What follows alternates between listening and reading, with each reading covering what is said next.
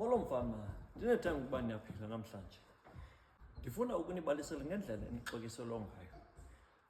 Nixokiselwa ngabantu abenza amayeza nabantu bawathengisayo la mayeza.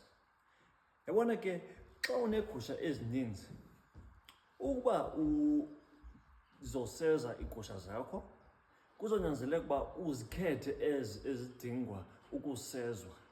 Umzekelo, ukuba uneklasi yabantwana, omnye umntwana okanye abantwana ababini banentloko, awuzovela uthathe ipanado ubanike bonke abantwana iyeza, kodwa ke ngoku aba abangenantloko abalidingi eli yeza.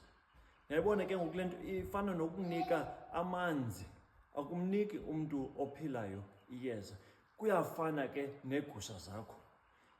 Ke uzoyazi njani ukuba iigusha zakho zidinga iyeza okanye ukuba ziphilile?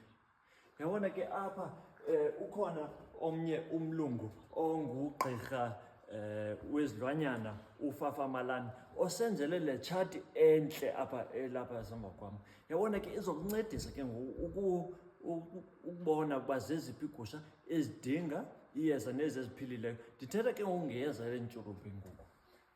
Apha ndizokubonisa ke ngoku nakule foto. Uba unxike apha emehlweni uzokubona ukuba libomvu kakhulu imehlo, hayi loo gusha iphilile kakhulu. Kodwa ke ngokuba uye wayofika ezantsi wabona ukuba heyi, eli mehlo limhlophe, uzobona ukuba noko le gusha seyizofa. Nangoku isepinki, ilungile, iphilile loo gusha, yiyeke. Uba uyayiseza ulahla imali, kaloku ifana nokunika amanzi loo gusha, ayinanto. Into esiyifunayo, sifuna iigusha zethu zibe neentshulube kodwa ziphile nazo.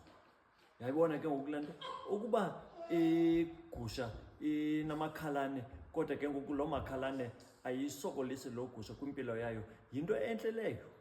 Okanye kuzonyanzeleka ukuba simane sidipha, simane siseza.